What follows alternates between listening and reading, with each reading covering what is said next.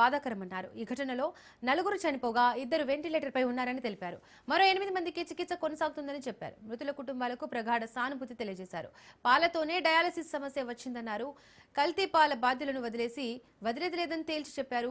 పాల వ్యాపారి నాగేశ్వరరావును అరెస్ట్ చేశామని చెప్పారు. కల్తీ చేస్తే ఎవరిని వదిలిపెట్టే ప్రసక్తే లేదని స్పష్టం చేశారు. దోషులపై కఠిన చర్యలు తీసుకుంటామన్నారు. కల్తీ పాల మృతుల కుటుంబాలకు పరిహారం ప్రకటించారు.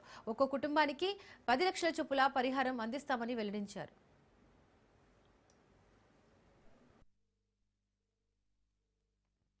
ఎవరైతే డైరీ మెయింటైన్ చేస్తున్నాడో అద్దాల గణేశ్వరరావు అతన్ని పోలీసులు తీసుకుని మొత్తం కూడా ఇన్వెస్టిగేషన్ చేస్తున్నారు. ఏదేమైనా దిశ అన్ని విధాలు కూడా 360 డిగ్రీ ఇప్పుడే మంత్రి గారు చెప్పినట్టు ఎంక్వైరీ చేస్తున్నాం.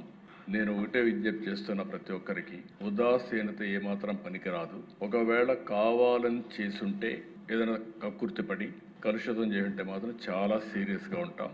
ఒకవేళ ఏం జరిగిందో మొత్తం ఎస్టాబ్లిష్ చేసి దోషులపైన కఠినమైన చర్య తీసుకుంటాం. మళ్ళా ఒకసారి విజ్ఞప్తి చేస్తున్న రాష్ట్రంలో ఉండే ప్రతి ఒక్కరు కూడా కల్తీ చేయడం కానీ అడల్ట్రేషన్ రావడం కానీ ప్రజలకు ఇబ్బంది కలిగే విధంగా ఎవ్వరు ప్రవర్తించినా ఈ ప్రభుత్వం ఉదాసీనంగా ఉండదు, చాలా కఠినంగా ఉంటాం.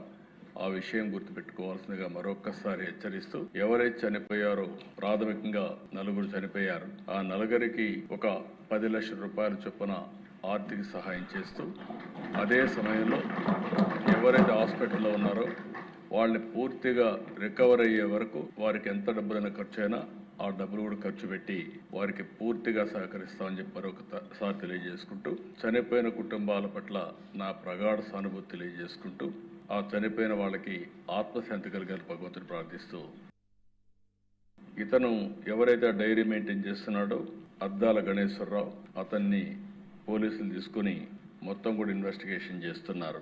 ఏదేమైనా దిశ అన్ని విధాలు కూడా 360 డిగ్రీ ఇప్పుడే మంత్రి గారు చెప్పినట్టు ఎంక్వైరీ చేస్తున్నాం.